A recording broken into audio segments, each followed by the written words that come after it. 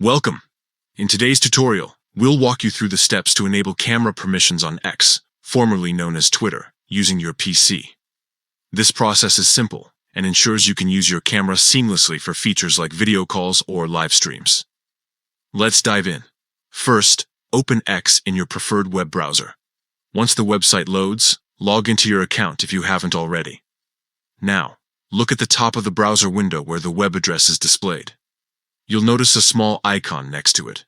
This is the View Site Information icon. Click on it. After clicking, a drop-down menu will appear. From here, select Site Settings.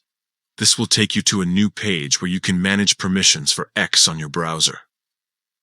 On the Site Settings page, locate the section labeled Permissions. Here, you'll see various options for managing how X interacts with your device. Look for the Camera option. It's usually listed alongside other permissions like microphone and location. Next to Camera, you'll find a drop-down menu or toggle switch. Simply select Allow. This action grants X permission to access your camera whenever needed. And that's it. You've successfully enabled camera permissions for X on your PC.